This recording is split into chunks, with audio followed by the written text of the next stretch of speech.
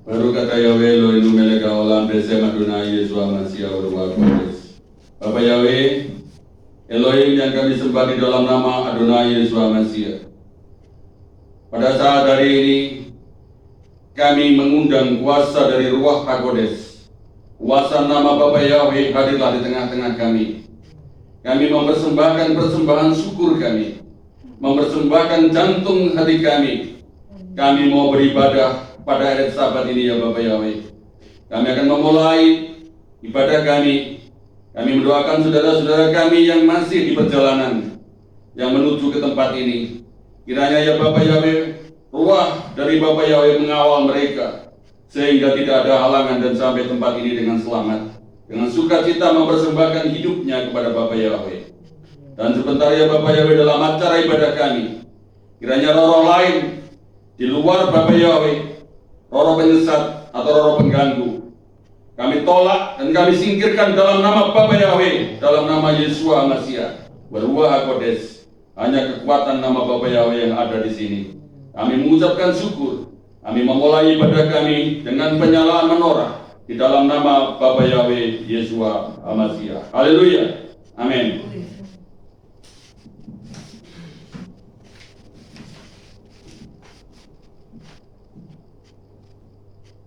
Baruch atau Yahweh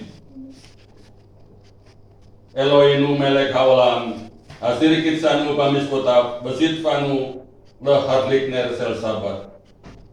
Yahweh Sebaot, Yahweh yang memerintahkan kami untuk Yahweh Sebaot, Yahweh yang mempersatukan kami dalam nama Yesus Masih. Amin. Yahweh sama, Yahweh yang hadir dalam kehidupan kami, yang memberi roh hikmat dalam rumah tangga kami. Amin. Yahweh Nisi, Yahweh yang hadir dalam kehidupan kami dan yang memberi roh hikmat dalam rumah tangga kami. Amin. Yahweh Nisi, Yahweh yang kami tinggikan dalam rumah tangga kami, yang memberikan roh pengertian. Amin.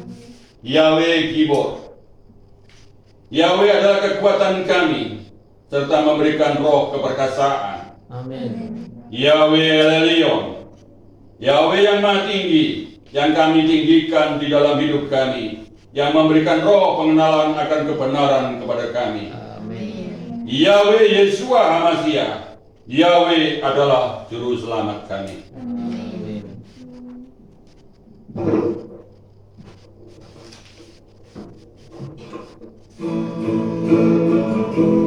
Yesus terang dunia, Dia bercahaya.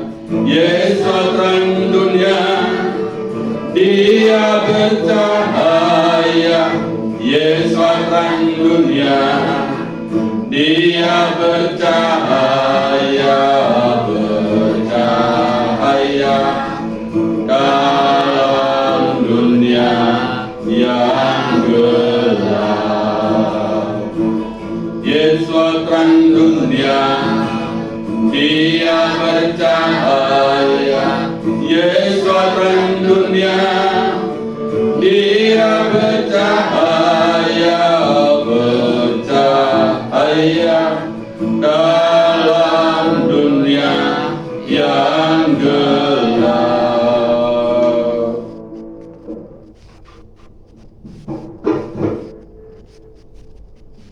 Kita lantunkan Shema Israel. Shema Israel, Yahweh Eloheinu, Yahweh Echad, Baruch Shem Kevod Malkuto Leolam Vaed. Shema Israel, Yahweh Eloheinu, Yahweh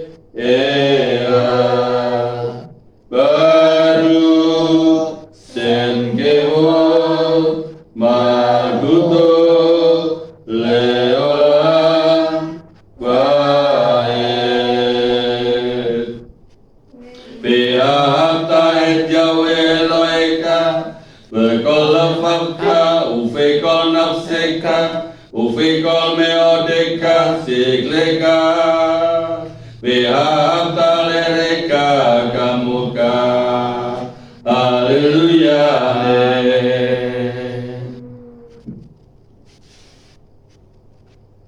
Anoki Yahweh Eloheka Aser Hosteka Me'eret Misraim Bait Avadim. Akulah Yahweh Elohimmu yang membawa engkau keluar dari tanah Misraim, dari tempat perbudakan. 1. Lo yeleka Elohim Al-Karim El-Panah. Jangan ada padamu Elohim lain di hadapanku. 2. Lo tazer leka vesel wikol tistaholahem. Jangan membuat patung bagimu dan sujud menyembahnya. 3. Lo tisa etsem Yahweh Elohika lasau. Jangan menyebut nama Yahweh Elohimmu dengan sembarangan. 4. Sakor et yom sabat dekatso. Ingatlah hari sabat untuk menguduskannya. 5. Kevin et Avikawe et Emika. Hormatilah ayahmu dan ibumu. 6. Lo tisa. Jangan membunuh. 7. Lo tiknap. Jangan berzina. 8. Lo tiknok. Jangan mencuri. 9. Lo ta'ane mereka et saker. Jangan mengucapkan saksi dusta tentang sesamamu. 10. Lo takmok mereka, jangan mengingini rumah sesamamu. Amin.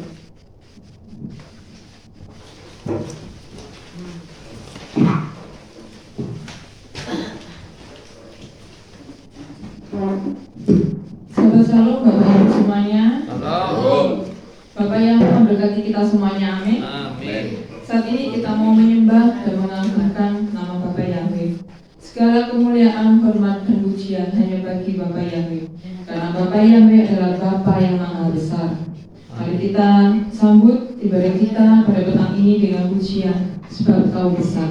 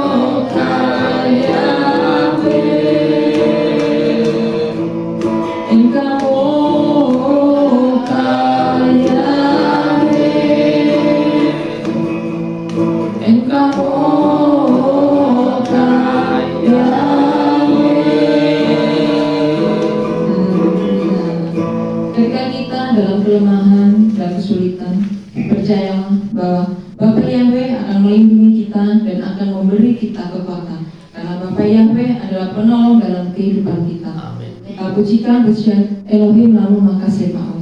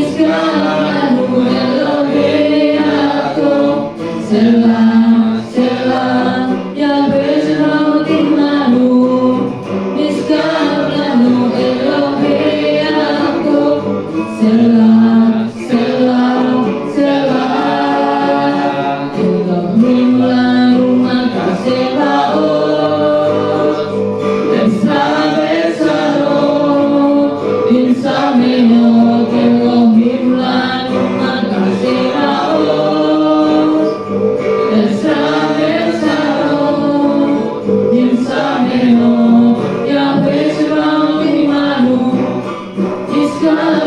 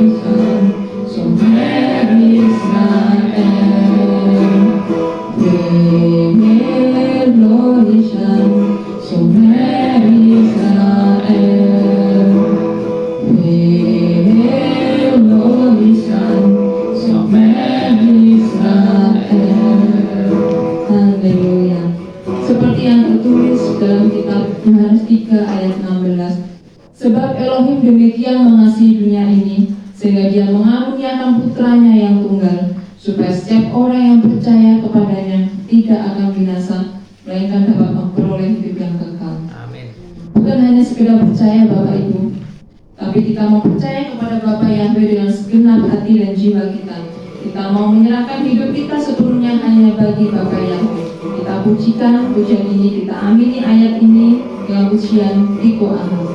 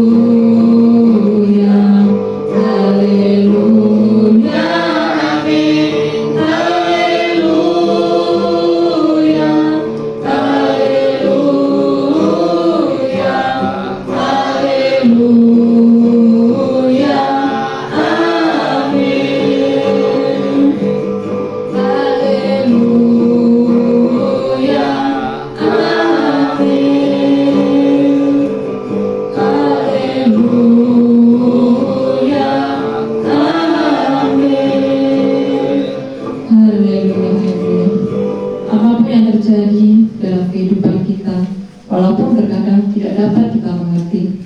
Tetap percayalah bahwa Tuhan mengizinkan itu semua terjadi untuk kebaikan kita. Dan waktu Tuhan pasti yang terbaik. Kita pujikan pujian waktu Tuhan.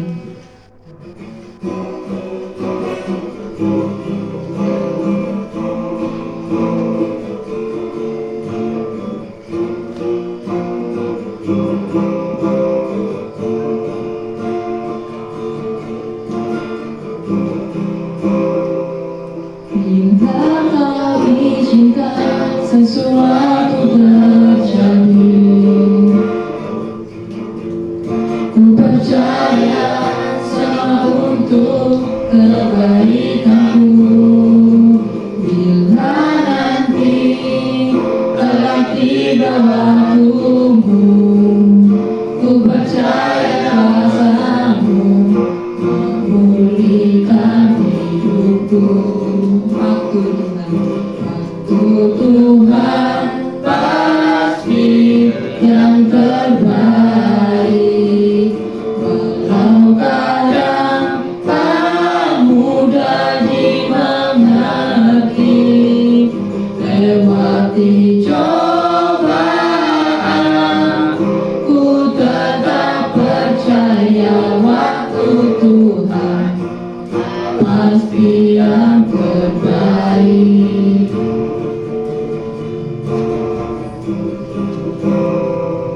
Bila Kau izinkan sesuatu terjadi,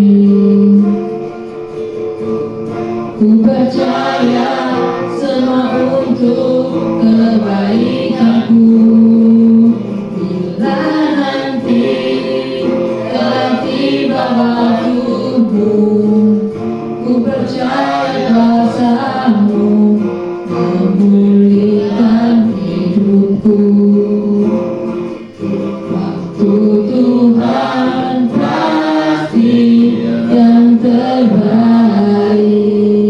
Walau kadang tak mudah dimengerti, lewati cobaan, ku tetap percaya waktu Tuhan pasti yang terbaik. kita pujikan sekali lagi. Bila Kau izinkan sesuatu terjadi, ku percaya semua untuk kebaikanku. Bila nanti telah tiba waktumu, ku percaya kuasa-Mu memulihkan hidupku. Waktu Tuhan pasti yang terbaik. Walau kadang tak mudah dimengerti, lewati cobaan, ku tetap percaya waktu Tuhan pasti yang terbaik.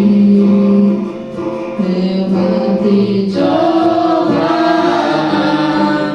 ku tetap percaya waktu Tuhan pasti yang terbaik. Lewati cobaan, ku tetap percaya waktu Tuhan pasti yang terbaik. Sebentar lagi kita akan mendengarkan firman Tuhan. Biarlah setiap firman yang disampaikan menjadi pelita bagi kaki kita dan terang bagi jalan kita. Dan biarlah setiap kita tidak hanya mendengar, tetapi juga menjadi pelaku firman. Mari kita sambut firman Tuhan pada malam hari ini dengan pujian firman-Mu.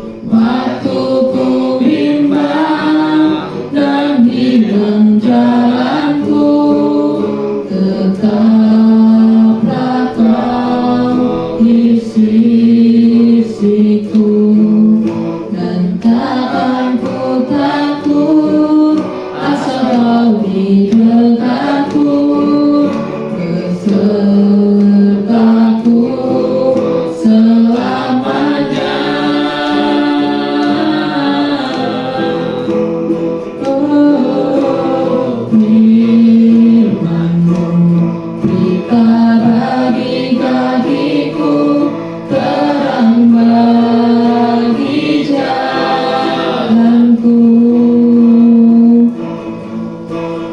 Firman-Mu, berita bagi kakiku, terang bagi jalanku.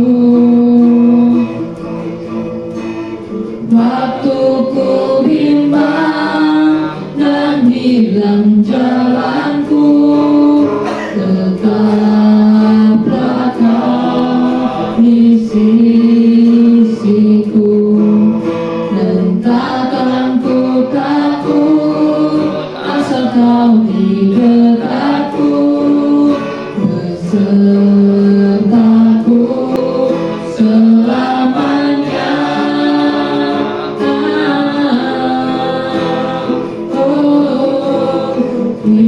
Firman-Mu, berita bagi kakiku, terang bagi jalanku. Firman-Mu, berita bagi kakiku, terang bagi jalanku. Waktu ku bimbang dan hilang jalanku, tetaplah Kau di sisiku, dan takkan ku takut asal Kau di dekatku, besertaku selamanya.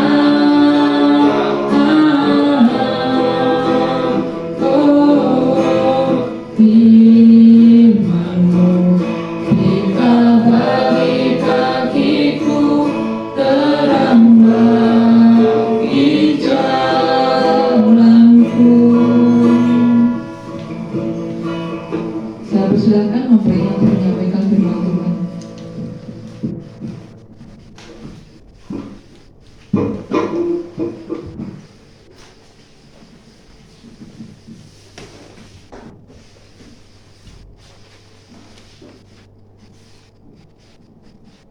Salam Bapak Ibu, saudara-saudara kita yang kekasih di dalam Tuhan kita Yesus Masiha.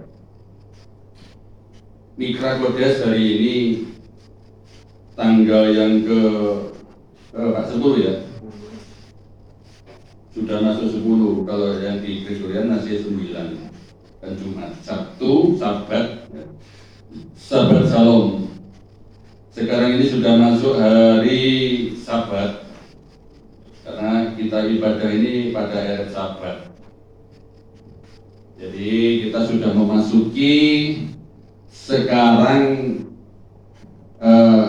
hari raya 7 minggu itu, kita sudah memasuki minggu yang keempat. Jadi hari Purim dilanjutkan dengan hari raya 7 minggu.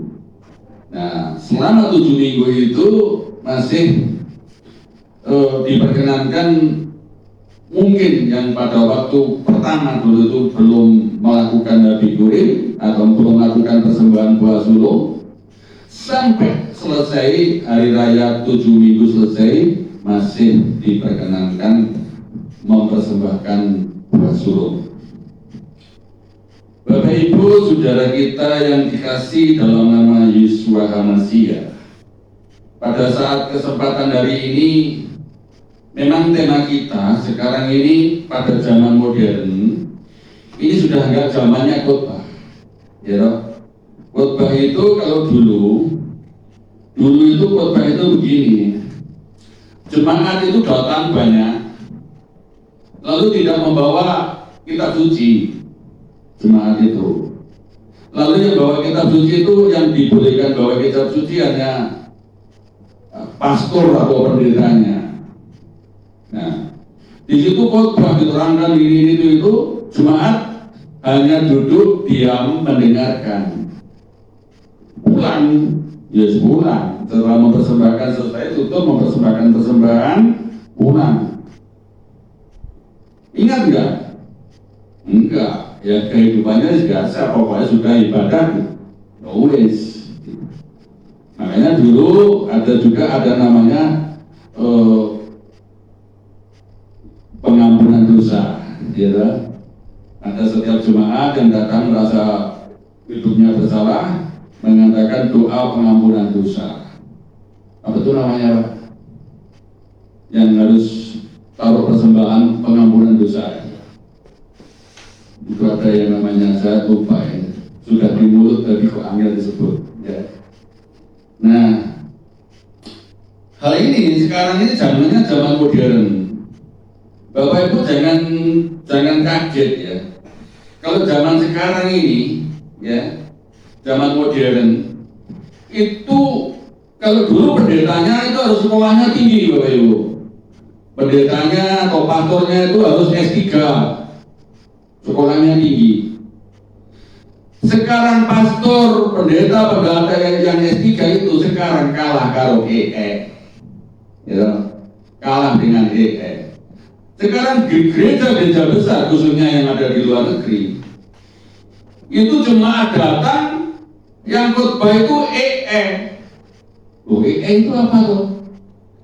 Ya, itu suatu alat, yaitu artificial intelligence. Itu cuma di layar itu yang besar, di situ langsung keluar ada suara, ya ada orangnya di situ, ya kan? Ada ayat-ayat yang keluar di situ. Itu temanya pengajaran. Nah, kalau sekarang ini masih banyak Bapak Ibu, kalau dia kamu sekolah teologinya apa? Paling jawabnya saya nggak sekolah. Ya, itu jujur, kalau nggak sekolah.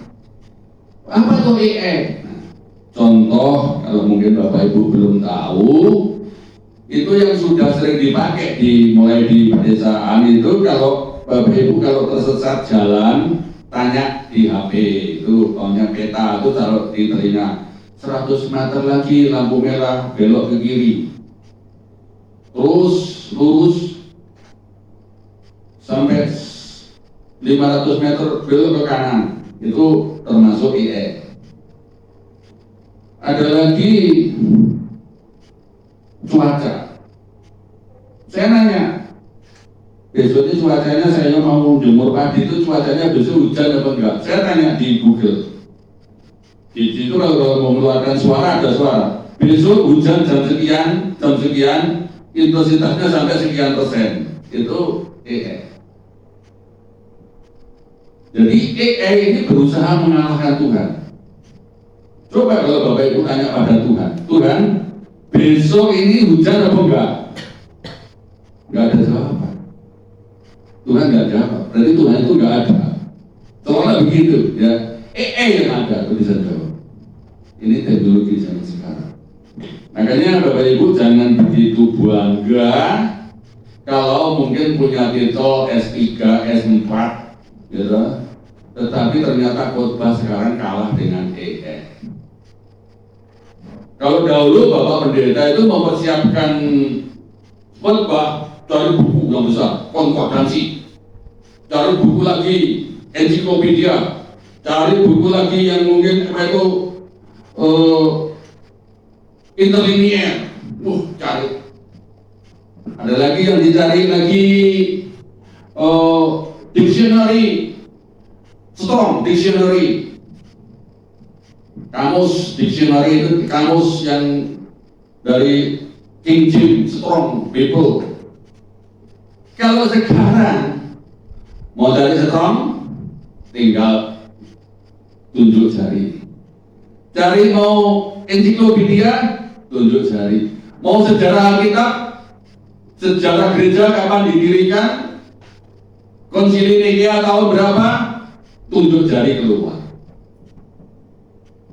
Jadi nggak ada orang yang bodoh zaman sekarang, Bapak Ibu. Semua orang.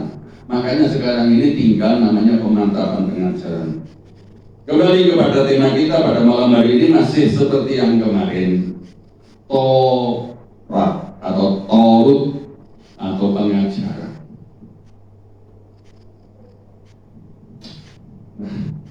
Baik masih sama dengan yang kemarin.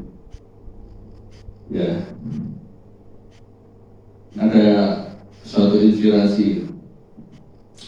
Ada di salah satu kota, pendetanya ini sudah tua. Selama 1 bulan itu temanya sama, hanya itu aja, ayatnya cuma itu aja. Lalu mulai berkeluh kesah. Ini pendeta itu sudah mulai pikun. Kemarin khotbahnya cuma itu. Minggu yang lalu khotbahnya yaitu, ayatnya yaitu, gak pernah berubah. Terus diganti yang muda aja, ini pendeta sudah pikun. Masa 1 bulan khotbahnya sama, ayatnya sama, bosen. Lalu Pak Pendeta ini pada waktu khotbah yang sama, saya juga khotbahnya sama dengan yang kapan kemarin. Ada anak muda, Pak Pendeta instruksi, ini khotbahnya sudah 4 kali loh Pak Pendeta, kok masih sama, ayatnya sama. Enggak, apa Pak Pendeta sudah pikun, waktunya sudah diganti. Kemungkinan saya juga sudah pikun, seperti yang kamu katakan. Tetapi saya sebelum Anda ganti, saya pertanyakan, sudah 5 kali hari ini saya khotbahkan, Anda mudeng enggak? Sudah melakukan atau enggak? Belum. Makanya Tuhan masih menyuruh saya untuk berkali-kali, ya, melakukan firman yang sama itu supaya kamu bisa melakukannya. Sudah 5 kali hari ini, tapi kamu belum pernah melakukan 1 pun. Kok minta diganti ayatnya? Baru anak muda itu sadar. Ini firman Tuhan seperti itu. Kita membaca Bapak Ibu pada malam hari ini kitab Devarim, ayat pasal yang ke-6 ayat 4 sampai 9. Ulangan atau Devarim. Kitab Ulangan pasal yang ke-6 atau kitab Devarim pasal 6 ayat 4 sampai 9.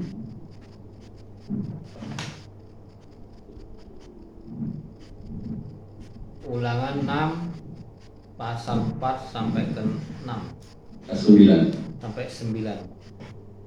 Dengarkanlah hai Israel, Yahwe Elohim kita, Yahwe itu Esa.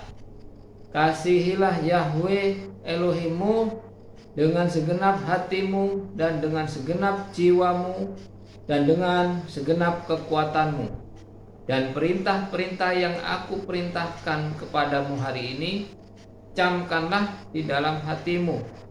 Haruslah engkau menanamkannya kepada anak-anakmu dan membicarakannya ketika engkau duduk di rumahmu. Ketika engkau sedang berjalan-jalan, ketika engkau berbaring, dan ketika engkau bangun.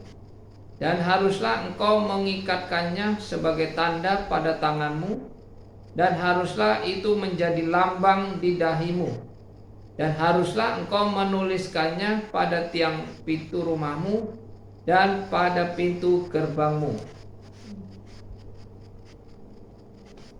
Oke. Ini yang saya menjadi kebukaan tadi, bahwa ada seorang pendeta yang sudah 5 kali khotbahnya sama ditegur tadi. Itu mirip seperti ini. Firman Bapa Yahwe atau Torah, ya. Firman Bapa Yahwe itu seluruhnya ditulis di dalam tanah.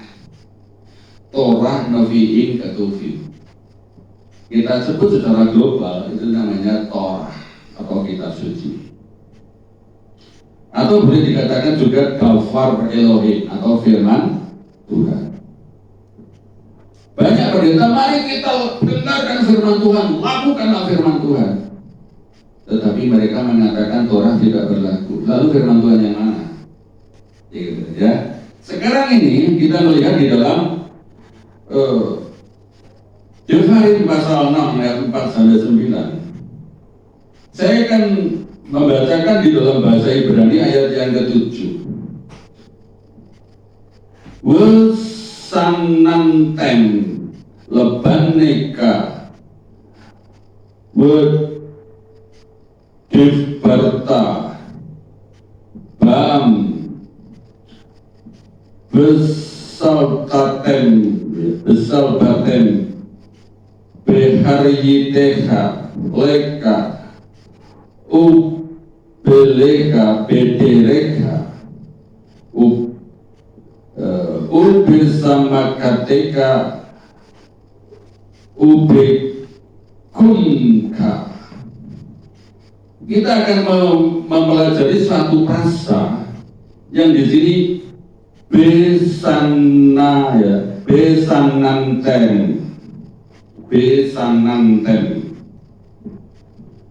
Ini asal kata dari kata sanan.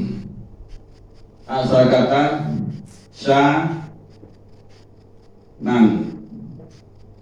Sanan ini artinya tanam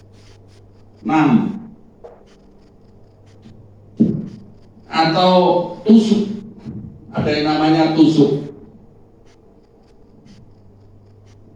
Nah, ini kalau tusuk tapi ada kaitannya tanam, ini bukan tusuk seperti jarum atau apa. Kira-kira tusuk ini apa? Kalau di dalam pengertian pertanian di Jawa, kalau saya agak paham. Kalau orang Jawa, tusuk ini tugal. Ya. Bahasa Jawanya gejik. Kayu yang kira-kira sebesar lengan, panjangnya sekitar 1 meter atau sampai 2 meter, dikasih runcing ujungnya.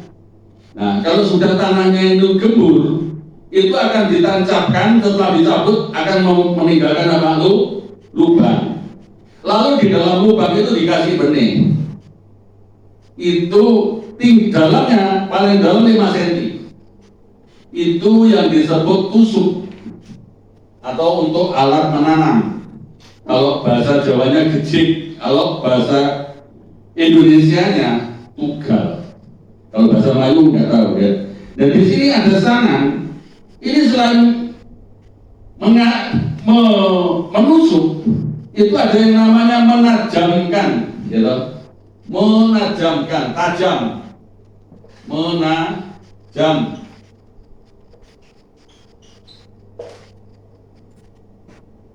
Dibuat tajam.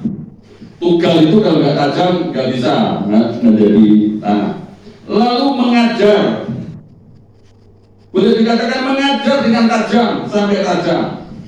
Sanan itu artinya menusuk, mengajar, menanam, atau mengerjakan dengan tekun. Nah, atau lagi mengerjakan dengan tekun.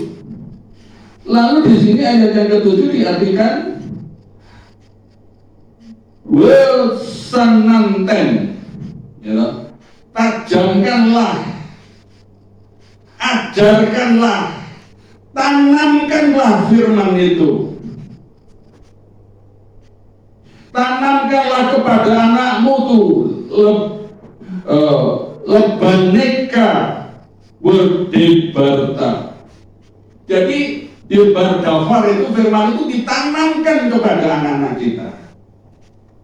Ada anak-anak Tuhan, anak-anak Bapak Yahweh, anak-anaknya sudah diajari ditanamkan firman Tuhan. Kalau pada zaman sekarang,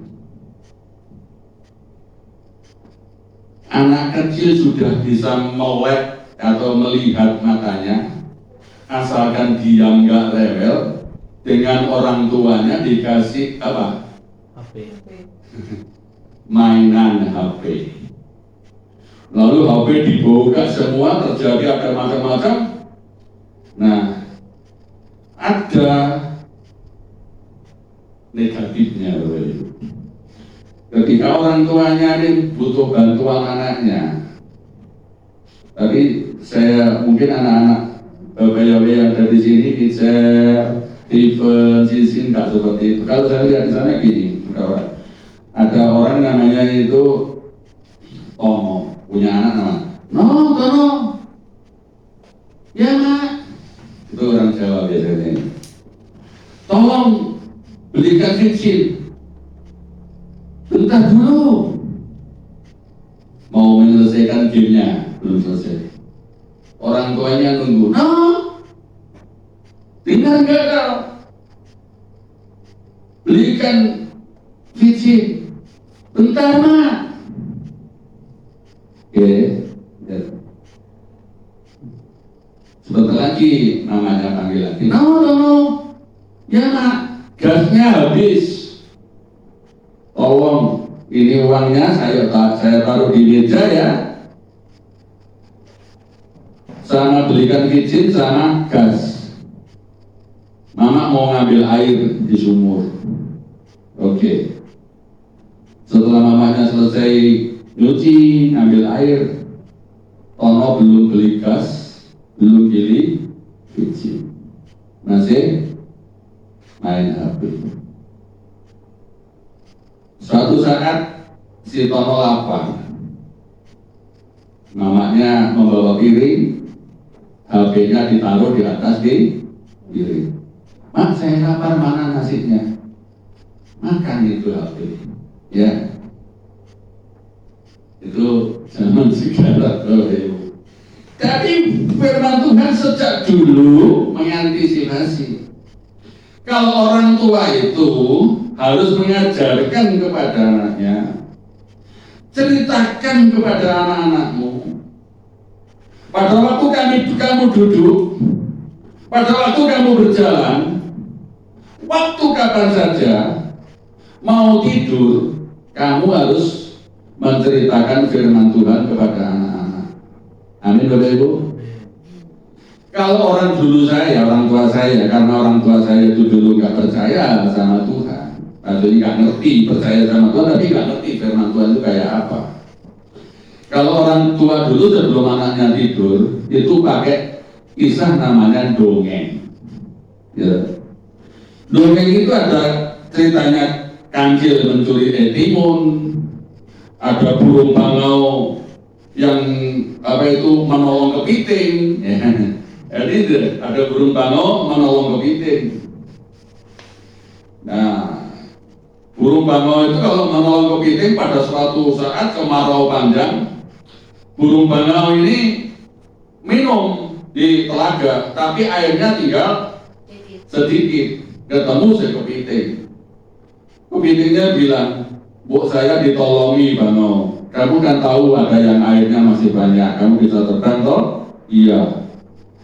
Tolong saya pindahkan di tempat yang banyak air. Itu gimana caranya?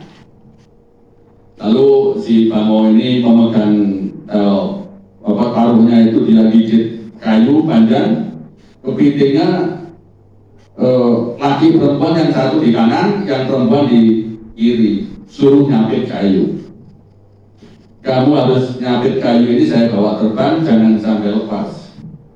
Karena di bawah saking tingginya, si kepiting ini takut lepas tangannya kepiting untuk nyapit kayu yang dibawa bangau ini. Akhirnya kepiting ini jatuh. Nah, tapi ada kebaikan, tidak memandang bulu, si bangau ini mau menolong, walaupun kepiting pun bisa ditolong. Itu contoh cerita orang tua saya dulu. Itu namanya orang tua yang tidak mengenal dafar, tidak mengenal firman Tuhan, itu cerita tentang apa yang dia dengar. Tetapi kalau sekarang Bapak Ibu sudah mengenal firman Tuhan, mengenal Torah, ceritakan kepada anak-anakmu itu berkali-kali. Ya. Jadi di dalam bahasa prasanya namanya sanang. Itu artinya menanam, menajamkan. Ya, kalau di sini sanang itu maksudnya tanamkanlah, tajamkanlah anakmu itu, ajari dengan tekun sampai ngerti. Ya. Orang tua sekarang harus hati-hati. Apalagi sekarang kepada bapak-bapak, ibu-ibu, orang-orang tua sekalipun. Sekarang ini harus pintar memilih pengajaran. Di dunia maya, dulu di awang-awang atau di anafir atau di angkasa ini, ya, bahasa Ibrani-nya anafir ini tidak ada apa-apa.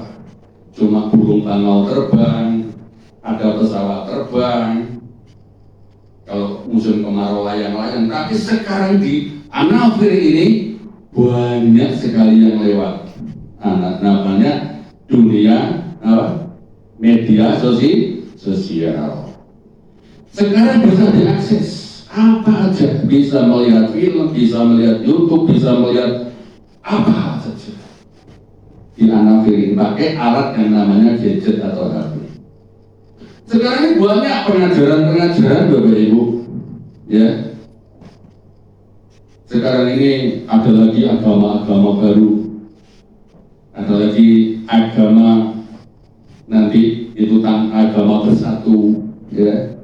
Agama bersatu seluruh dunia itu, seluruh agama-agama ini besok rencananya nggak ada yang berdebat agama, tapi agama itu bersatu karena semua ajaran agama itu baik. Dan kalau nggak bersatu berarti kan nggak baik. Kalau bisa bersatu berarti agama itu baik. Ada rencananya agama bersatu seluruh dunia nanti. Nah, Bapak Ibu jangan mendengarkan pengajaran pendeta. Jangan mendengarkan pengajaran doktrin-doktrin. Oh, pendetanya sudah S3, S4. Wah, luar biasa, saya kalau belajar harus ke sini. Tetapi mereka mengajarkan dogmanya untuk mencari duit. Karena sekolahnya dulu mahal. Kalau sekolahnya ini mahal, dia juga banyak pengagumnya, dapat uang banyak. Walaupun pengajarannya salah sekalipun. Loh, mosok Pak, pendeta yang S3, S4 kok salah? Enggak salah. Tetapi merubah nama Tuhan. Ya, banyak loh Bapak Ibu pendeta itu yang merubah nama Tuhan. Nama Tuhan penyelamat itu namanya Yeshua HaMashiach. Dengan para pendeta-pendeta, bapak-bapak pendeta diganti Yesus Kristus. Kan diganti. Kalau di sini kumpulannya orang yang polos, mencari yang asli, yang tidak harus diganti-ganti. Wah, kita kan orang-orang Indonesia. Kan harus sesuai dengan orang Indonesia. Orang Indonesia pangkatnya apa? Kok ganti-ganti nama Tuhan? Nama Tuhan kan Yahweh. Oh, diganti Tuhan, kalau lagi diganti sama dengan sesembahan tetangga. Dipuji-puji, banter lagi. Allah kuasa melakukan. Loh, Yahwehmu di mana? Pak pendeta yang S3, S4. Loh, ini kan menyesuaikan orang Indonesia. Ya. Ada lagi yang mengatakan, wah, kalau ke Israel itu jangan mau dikasih itu kepah itu. Tuh, songkoknya orang Yahudi, orang Farisi. Dulu yang bunuh Yesus itu, saya nggak suka. Ada ya pendeta gitu. Kalau saya songkok yang itu, hitam itu saya malah suka pakai. Itu orang Jawa. Nah, kalau dulu Tuhan kita Yesus itu lahirnya di Jawa, ya, lahirnya di Jawa, yang nyalirkan yo pakai songkok, pakai belangkon, karena orang Jawa. Karena lahirnya di Israel, yang nyalirkan ya orang-orang sana yang pakai seperti kita ini. Namanya pendeta S4 loh, pengertiannya kayak cetek. Nah, ini kembali makanya para ibu-ibu, terutama bapak-bapak sekalipun, mengajarkan kepada anak-anaknya, yaitu sanan, ya, sanan.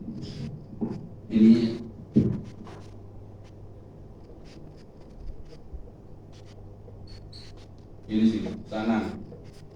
Bahasa Ibrani-nya sanan itu artinya menajamkan, menanamkan. Lalu kita melihat lagi di dalam ayat yang ke-8 itu dikatakan mengikatkan. Ikatkanlah pada tanganmu. Coba Coba dibacakan ayat 8, Pak. Dan haruslah engkau mengikatkannya sebagai tanda pada tanganmu, dan haruslah itu menjadi lambang di dahimu. Nah, mengikatkan itu bahasa Ibrani-nya namanya kasar.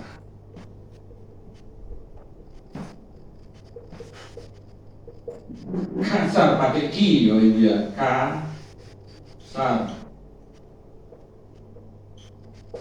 Kasar ini bukan kasarnya pengertiannya orang Jawa, tapi pakai perspektif Ibrani. Kasar itu artinya mengikat. Kasar itu mengikat atau boleh dikatakan memaksa, ya. Memadatkan, mengikat, memadatkan, menekan. Tapi kalau saya rilis, saya pikir-pikir seperti orang Jawa, ya hampir sama, kasar. Loh, orang kok kasar, ya. Orang Jawa, orang kok kasar sekali. Kasar itu artinya bahasa Ibrani mengikat, mendorong, menempelkan. Sesuatu harus diikat sampai saja. Ini apa yang dimaksud mengikat? Anak-anak kita ini harus diikatkan firman Tuhan itu seperti tali diikatkan. Makanya kalau orang Israel itu ada namanya tefillin, itu berawal dari kulit, itu ada ayat-ayat firman Tuhan ditulis itu lalu diikatkan di tangan, digulung-gulung di tangan. Itu berarti firman Tuhan itu diikatkan pada anak-anak kita. Walaupun kita secara harfiah nggak pakai tefillin, nggak pakai lilitan itu, tetapi kita belajar firman Tuhan itu ditanamkan dalam kehidupan anak-anak kita. Anak-anak kita ajari baca firman Tuhan, ya, sampai sangat tadi, sampai tajam, sampai menancap betul. Bahkan ayat 8 sampai mengikat, terikat dengan firman Tuhan. Kalau orang Jawa katakan sampai tandas belum, gitu. Sampai tembus tulang. Ya, saking sudah tajam menancap itu sampai firman Tuhan itu sampai tembus tulang. Makanya firman Tuhan 10 atau asar hari barat itu yang diterima Musa, kok dengan Tuhan ditulis di batu. Bahwa Tuhan itu mengerti bahwa kalau hatinya manusia itu keras, hatinya manusia itu keras seperti batu. Kalau lihat diomongi angel, katanya orang Jawa, ya. Kalau dikasih tahu susah banget mengertinya, dangkal. Dikasih tahu berkali-kali tetap gak ngerti. Makanya dengan Tuhan ditulis dengan tangannya Bapak Yahweh sendiri sampai apa itu? Seperti dipahat, diukir. Kalau orang Jawa bilang sampai ledok, ya. Sampai itu batu yang keras itu membekas tangannya Bapak Yahweh, huruf-hurufnya itu membekas seperti diukir dalam hati. Makanya di sini adalah kita ayat 8 dikatakan kasar. Kasar itu diikatkan. Di samping tadi ayat yang ke-7 dikatakan itu sangan, itu harus ditancapkan, tajam, ditanamkan. Ayat yang ke-8 diikatkan. Ada lagi ya, ayat yang ke-9 yaitu kata. Ayat yang ke-9 itu bahasa Ibraninya kata.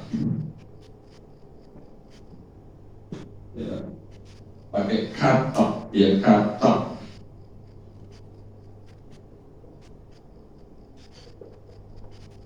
Kata. Kata itu artinya kitab. Berarti dicatat, ditulis, harus dicatat, ditulis, dijelaskan, atau sampai menjadi resep, diingat betul. Kalau saya dulu masih belajar bahasa Inggris sistem otodidak, ya Bapak Ibu, Saya dulu belajar bahasa Inggris itu nggak ada gurunya. Saya punya uang, beli ke toko buku. Saya dulu membacanya bukan struktur, ya, membacanya struktur, struktur bahasa Inggris. Gitu. Terus ada lagi buku ABC bahasa Inggris, saya dulu belum beli pertama kali itu. Struktur. Gitu. Terus ada lagi beli namanya grammar, ya, buku grammar bahasa Inggris. Saya bacanya seperti itu, saya masih belajar sendiri, nggak ngerti. Saya baca, Mbak, itu buku grammar bahasa Inggris. Untuk apa, Mbak? Ada tulisannya grammar, tapi saya, Mbak, buku grammar bahasa Inggris itu apa? Ya, sama kliennya di Amerika. Saya buka, saya olah alik, saya bolak-balik, saya pikir baru mengerti, bukan grammar, membacanya grammar. Ya, struktur tadi saya tahu. Oh, ternyata bacanya nggak struktur, structure. Ya, baru saya ngerti. Oh, ternyata bahasa Inggris seperti ini. Sampai pusing saya. Kalau bagi orang yang mungkin Malaysia mendengarkan, bukan pusing, itu berputar-putar, ya berputar-putar kepalanya, pusing mungkin. Karena itu saya ambil kertas, saya lipat kecil di ukuran saku, saya bawa pensil kecil karena saya mau mencari vokabulari. Jadi kalau saya itu melihat di tanah itu kayak melihat batu, saya tulis batu. Melihat kerikil, saya tulis kerikil. Ketemu lombok, saya tulis lombok. Ketemu burung, saya tulis burung. Nanti kalau setelah sampai rumah, saya buka kamus. Sampai sekarang masih ada kamusnya itu. Jelas. Sampai saya turunkan kepada anak saya, sampai kepada Jonathan, sampai Yunita, masih ada kamusnya. Ya. Nah, itu Bapak Ibu, saya cara belajar. Nah, di sini harus di dalam bahasa Ibrani dinamakan kata. Coba bacakan 9, Pak. Ulangan pasangan 9. Dan haruslah engkau menuliskannya pada tiang pintu rumahmu dan pada pintu gerbangmu. Nah, firman Tuhan itu harus ditulis di mana, Pak? Tiang pintu rumahmu. Di tiang pintu rumah, di pintu gerbangmu. Nah, orang Israel ini dituliskan ada namanya seperti ini, kayu seperti ini, tulisannya gini, Sein Dalet Yod. Nah, ini disebut mezuzah orang Israel. Artinya sini itu sadai, ya, sadai. Oleh Bapak Ibu, El Shaddai. Maka orang Israel ada yang namanya mezuzah, itu tulisannya sadai. Itu taruh di pintu. Pada waktu engkau keluar, pegang itu tulisan sadai. Pada waktu masuk, makanya ada berkat Tuhan itu, engkau akan diberkati pada waktu kau keluar, pada waktu engkau masuk. Masuk rumah, datang pergian, sambil mau mengunci pintu, pegang itu mezuzah. Bukan mesusah-susahnya orang Jawa ini bahasa Ibrani. Mezuzah itu artinya kayu atau dari besi, ada yang dari apa ya? Ini ditulis sadai. Sadai itu artinya El Shaddai, Tuhan Maha Kuasa. Sadai ini juga ada tulisan somer, sin itu berbunyi somer. Daletnya itu Dalton. Ya, atau Dalton itu pintu gerbang. Yod itu Yisrael, Somer, Dalton, Israel. Pujian tadi Yahweh Somer Ka. Apa yang Somer itu? Penjaga. Yahweh itu penjaga pintu gerbangnya Israel. Nah, kemungkinan nanti kalau didengar orang-orang, saudara-saudara yang mau mengatakan, saya kan orang Indonesia, bukan Kristennya Israel. Kenapa saya Israel? Kita belajar dulu. Ya, sebentar ini. Israel itu tulisannya ya Yisrael.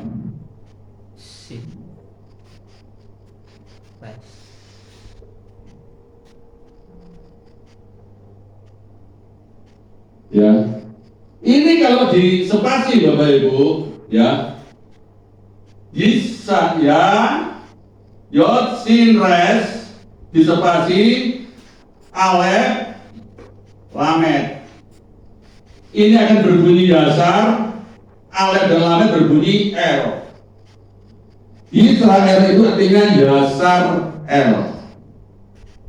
Yasar itu orang yang berjalan lurus, jujur, honest. Bahasa Inggrisnya honest. Itu Yasar. El itu Elohim. Jadi orang yang honest atau orang yang jujur, orang yang berjalan lurus di dalam Elohim. Bapak, Ibu, Saudara dan saya adalah Yasar El.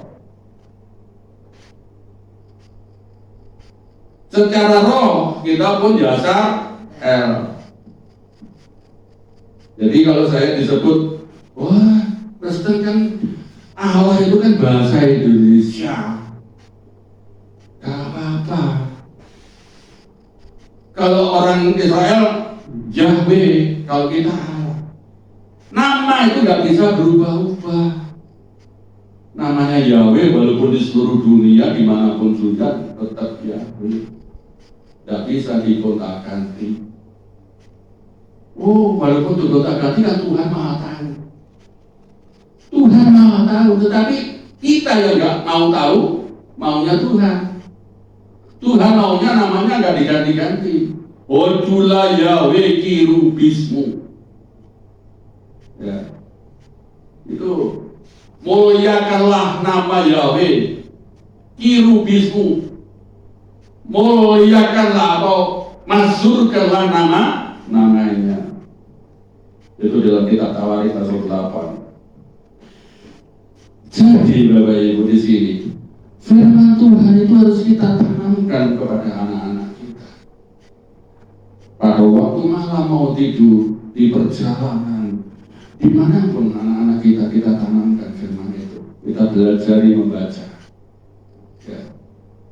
Bapak Ibu, saya selama ini kalau saya baca firman Tuhan dari Kejadian sampai Wahyu sudah mungkin 3 kali selesai.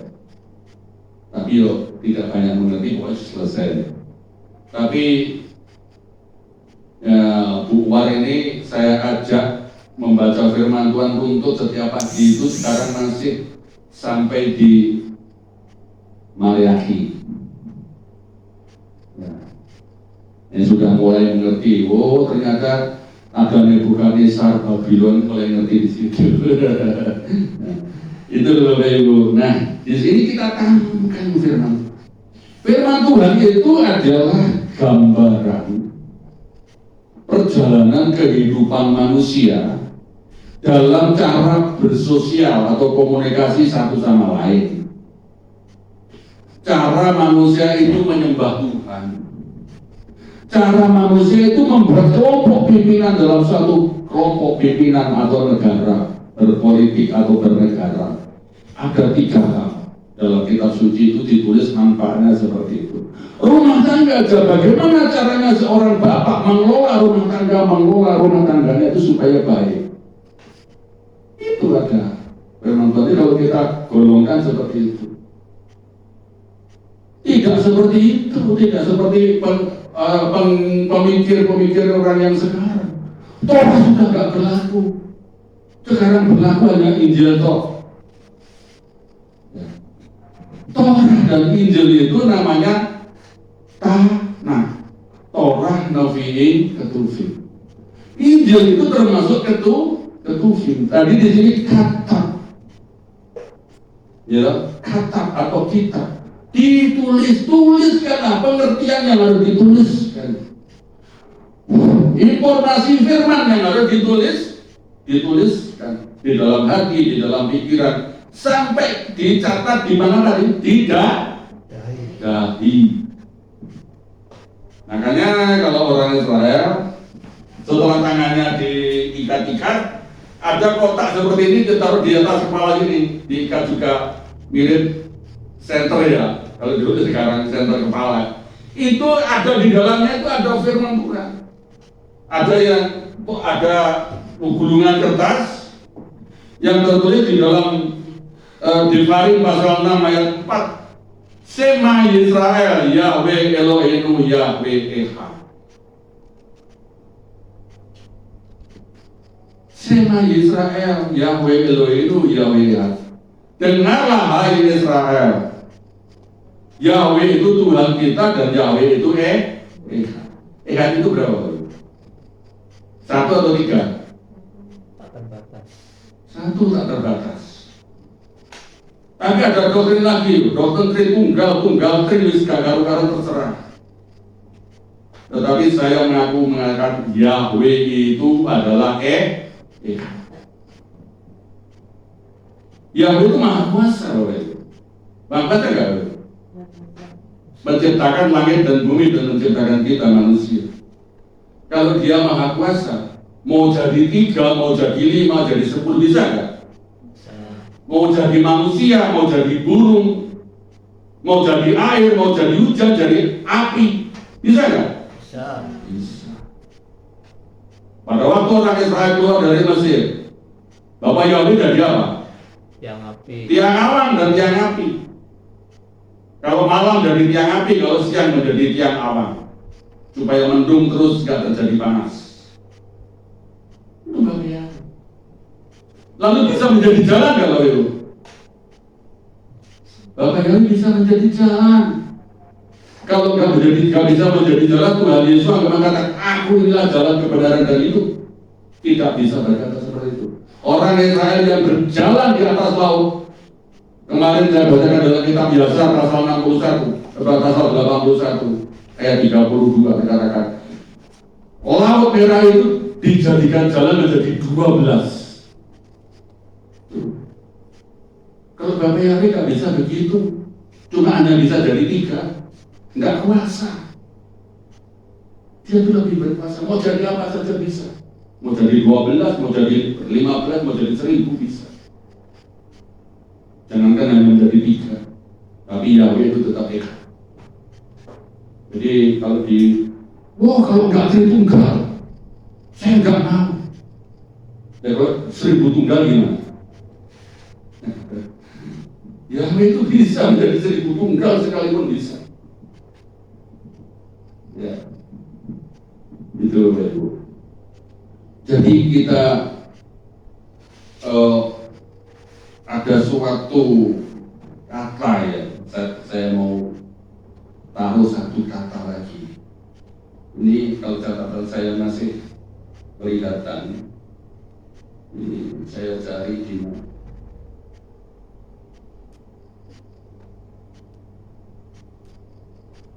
Ada di dalam Matius 15 ayat 1 sampai 11 di situ, tapi saya nggak mau ngambil kata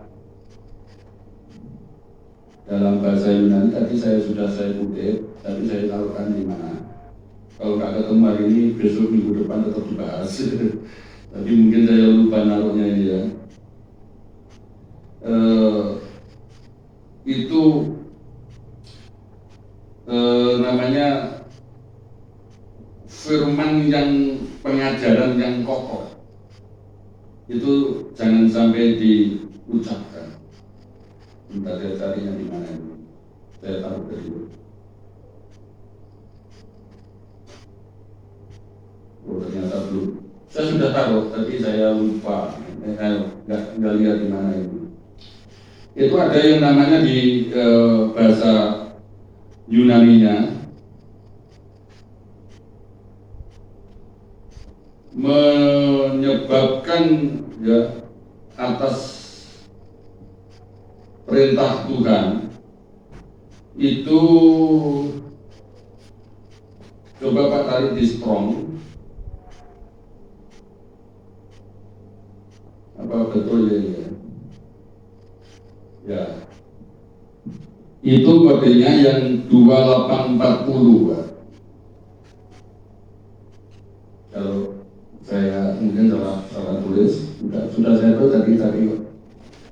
Strong di Matius pasal 1 ayat 15, pasal 15 ayat 7 ya Pak, ayat yang ke-7 itu ya.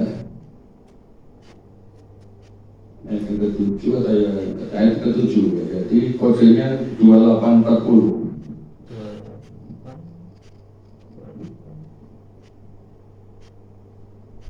Matius 15 ayat 7. Ya. Kalau nggak ketemu besok saya janji kan saya Strongnya berapa?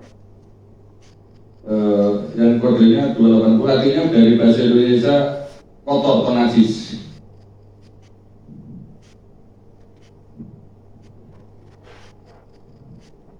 Jadi yang dimaksud yang najis itu yang keluar dari dalam perut, keluar menjadi muntah, itu yang disebut najis.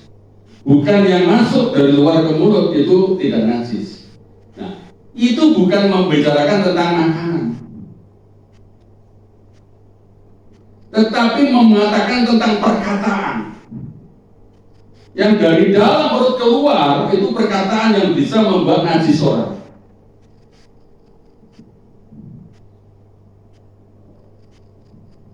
Itu yang disebutin. Jadi di dalam kitab Matius pasal 15 ayat 1 sampai 11 itu bukan membicarakan makanan haram dan halal, tetapi mengatakan pengajaran atau perkataan yang najis. Ketemu kan? Kalau ketemu tidak apa-apa. Itu kodenya 2840 ya Strongnya. Kaino. Ya, kaino atau Koino. ya, betul. Menajis, menjadikan najis, mencemari, menodai. Jadi ibadah Strong itu seperti kata-katanya lupa, tapi kalau hurufnya angkanya ketemu pasti ketemu. Koino. No. Artinya najis, menodai, Cemar. Ada lagi yang disebut pengajaran jahat. Ya. Jadi pengajaran, jadi masih ada sangkutannya dengan Torah itu, tapi pengajarannya pengajaran jahat. Maksudnya perkataannya itu membuat doktrin, tapi doktrin yang jahat. Jadi yang bukan dari luar masuk ke mulut kita itu tidak menajiskan orang, tapi kalau yang itu najiskan dirinya sendiri. Kalau makanannya makanan najis, itu najiskan diri sendiri, nggak najiskan orang lain. Bisa paham ya? Ya. Jadi seandainya seorang ini, orang percaya kepada Bapa Yahweh, makan makanan yang tame, makanan yang tidak layak atau yang najis, kotor, kalau secara umum disebut haram, itu nggak membuat orang lain berpengaruh, ya nggak? Ya. Yang terpengaruh dirimu sendiri. Seandainya kena kolesterol, kena asam urat, yo tanggungan dewe. Tetapi kalau yang dari dalam keluar melalui perkataan kita, itu untuk perkataan yang kotor, itulah yang mencemari orang banyak, membuat masalah. Jadi kisruh pengajaran ada doktrinnya doktrin yang salah. Bisa dikatakan doktrin sesat. Banyak sekarang bapak itu mengenal namanya doktrin yang mereka buat sendiri, bukan doktrin yang ditetapkan oleh Tuhan, tetapi mereka sendiri. Buktinya apa? Di dalam kitab Matius 15 ayat 1 sampai 11 itu cerita bukan makanan. Karena pada waktu Tuhan Yesus itu berbicara dengan orang Farisi. Orang Farisi ini orang ahli Torah, orang paling hafal Talmud. Dan dia membicarakan roti, karena murid-murid Yesus makan roti tidak cuci tangan. Itu dibantah oleh orang Farisi. Sama dengan sekarang saya ini ya, kalau mau makan apa-apa, kalau nggak cuci tangan sudah ada komentar, ayo nggak cuci tangan, harus cuci tangan. Saya mau belajar, ya nampaknya memang banyak. Cuci tangan biar nggak kena virus atau nggak kena kotoran, ya. Tetapi ini ada muridnya Tuhan Yesus makan roti tidak cuci tangan, dibantah atau didebat dengan si orang Farisi. Lo gimana? Tuhan Yesus, ya, katanya kamu itu morek, kok murid-muridmu nggak cuci tangan pada waktu makan? Tuhan Yesus ngomong dibalik. Ya kamu lebih parah. Kamu itu tradisi-tradisi yang dibuat manusia kamu lakukan, yang diperintahkan Tuhan tidak kamu lakukan. Apa itu Bapak Ibu? Orang Farisi, ini banyak orang yang bisa bedakan. Wah, hukum ahli hukum Torah itu orang Farisi. Tadi saya bikin pakai kepa, dibuding orang. Ini orang Farisi. Pak ini kan kemarin dikasih kepa, ada orang dari Israel, terus dipakai pada waktu itu. Ini sih ngomongin, wah itu orang Farisi. Berarti ngomongnya aku ambil kayak kepa, ya. Tidak seperti itu. Orang Farisi itu lebih taat Talmud daripada Torah. Kalau Torah itu perintah Tuhan, Talmud itu perintah manusia. Nah nanti kalau yang keluar dari mulutnya orang Farisi itu pengajaran Talmud, itu yang disebut najis atau kotor, cemar, menodai, menyesatkan. Bisa dipahami Bapak Ibu? Ya, bisa paham sampai hari ini? Bisa dimengerti? Nah sekarang makanya kita harus menanamkan kepada anak-anak kita menjadi sangan atau ditanamkan firman Tuhan, atau kasar diikatkan, lalu kata dituliskan di dalam pikirannya, di dalam hatinya, di dalam otaknya dituliskan. Tuliskanlah itu pada menjadi tanda di dahi anak-anakmu. Dan nanti ada sambungannya di dalam kitab Wahyu pasal 14 ayat 1. Orang-orang yang bisa masuk sama ini itu apa? Ada tulisan nama bapaknya di dahi. Itu belum kita bahas. Menjadi apa ya? Sentilan di situ atau menjadi pembuka. Nanti dicari di rumah. Oke, Bapak Ibu, Bapak Yahweh, firman Tuhan saya akhiri di sini. Sukses besar bagi kita semua. Bapak Yahweh berkati.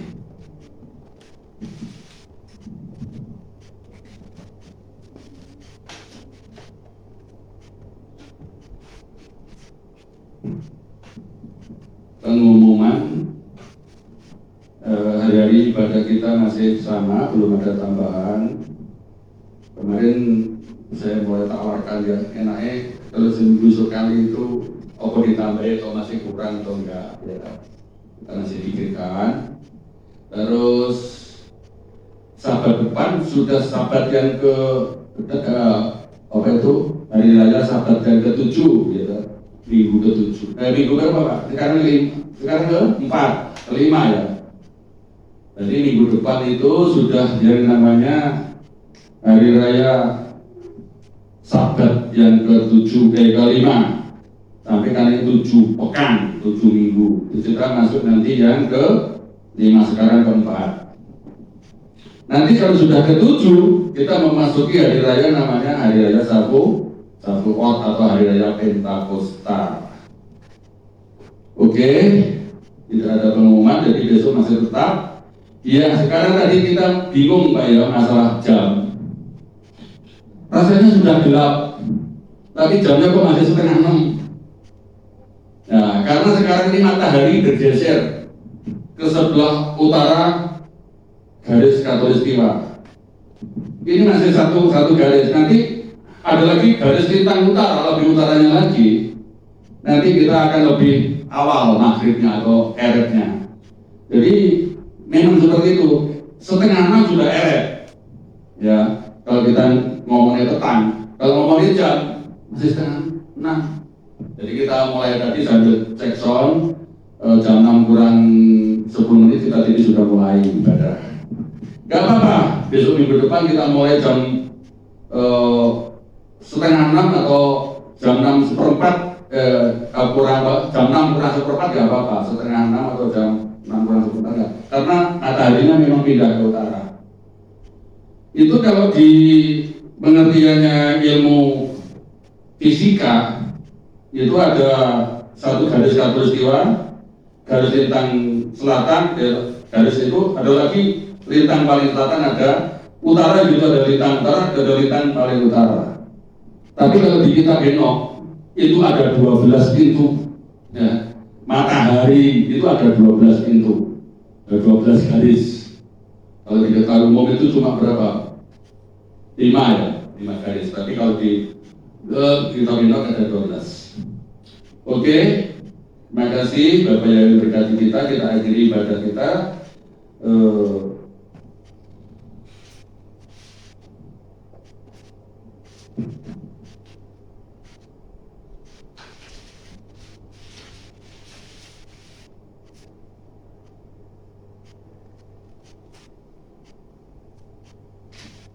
Ya, kita bangkit berdiri dulu.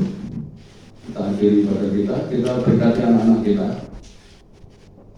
dan kita berkati semua yang hadir.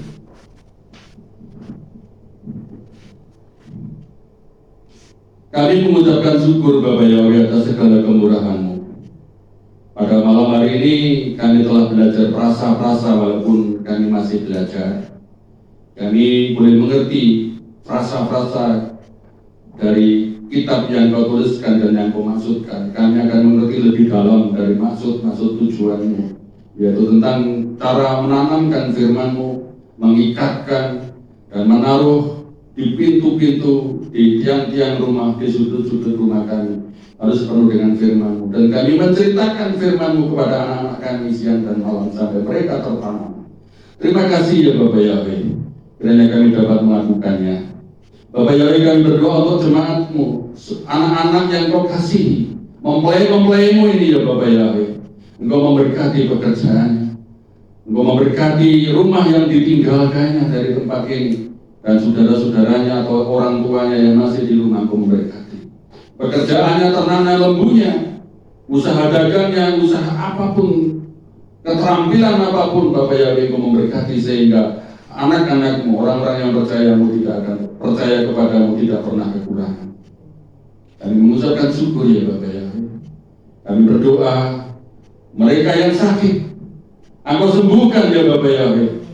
Bila dengan nama Bapak Yahweh, yang lumpuh berjalan, yang buta melihat, yang tuli mendengar, yang sakit baik lambung, sakit liver, sakit kencing manis, sakit apapun yang mempengaruhi di dalam organ tubuh dalamnya, sembuhlah hari ini di dalam nama Bapa Yahweh, di dalam Yesua HaMasiah. Amin. Kami khusus berdoa untuk Bu Endang hari ini yang mengalami sakit perut, yang sakit mah atau GERD yang sangat dalam. Kiranya ya Bapa Yahweh, kami mengulurkan tangan dalam nama Bapa Yahweh, dalam nama Yesua HaMasiah Berubah Kodes. Terjadilah kesembuhan, terjadilah pemulihan hari ini, dan kesehatan ada pada orang-orang yang percaya kepada Bapa Yahweh Yesua HaMasiah. Kami mengucapkan syukur ya Bapa Yahweh. anak-anak kami di depan kami. Kiranya anak-anak kami Engkau berkati, menjadi generasi kami, menjadi generasi yang baik. Haleluya, dan menjadi melahirkan generasi-generasi yang percaya kepada Bapa Yahweh dan menyembah kepada-Mu.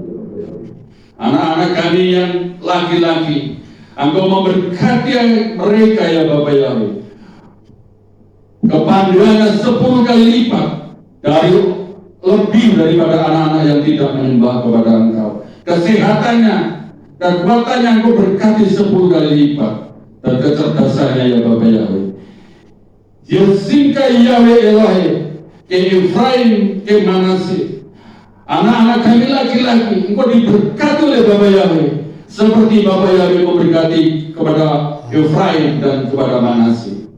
Engkau akan bertumbuh besar, gagah perkasa untuk memuliakan nama Bapa Yahweh.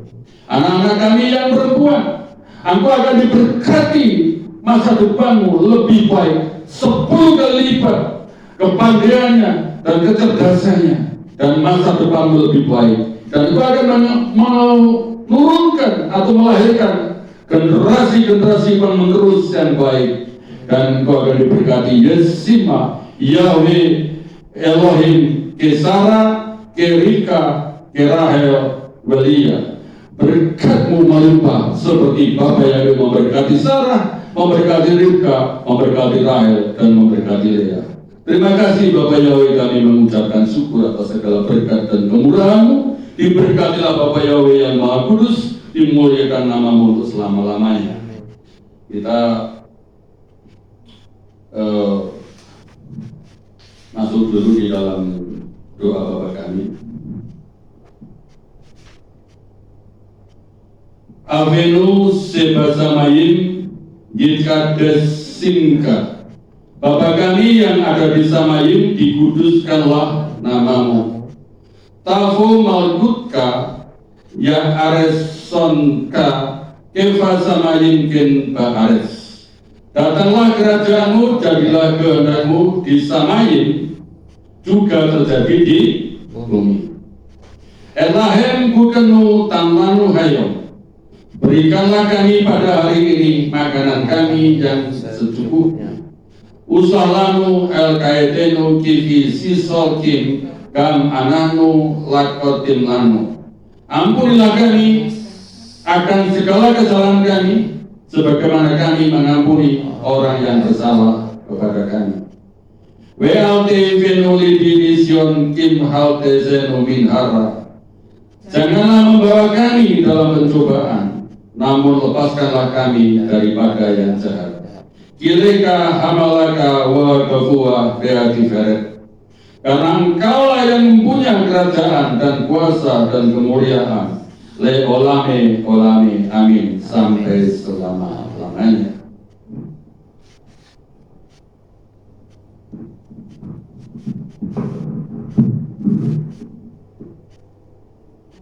Yefare kayawe veyesmareka.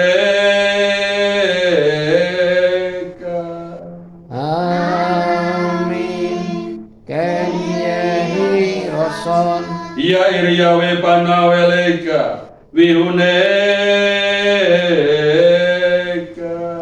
Amin. Ken Yehi Roson. Isayawe panaweleka vihasem leka shalom. Amin. Ken Yehi Roson. Baruk ata Ba'iru Faruk ata besade. Engkau akan diberkati di kota, dan engkau akan diberkati di ladang. Amin. Baru pribetenka ufri atmaka ufri behemteka sekara laveka weaserot soneka. Diberkatilah buah kandunganmu, diberkatilah hasil bumimu, ternakmu dan anak-anak lembumu dan anak-anak dombamu. Amin. Baru tanaka ubisarteka, diberkatilah bakulmu dan tempat adonanmu. Amin. Baru kata boveka ufaruk kata besteka, diberkatilah engkau pada waktu masuk dan diberkatilah engkau pada waktu keluar. Amin. Baru kata Yahweh Eloheinu meleka olam, besem Yeshua Hamasya, waruah hakodes, Kile olam faed. Diberkatilah Yahweh yang Maha Kudus dan Raja alam semesta kekal selama-lamanya. Haleluya. Amin. Amin. Sahabat Shalom, Bapak Yahweh memberkati kita semua. Sampai jumpa sahabat depan. Bapak Yahweh berkati.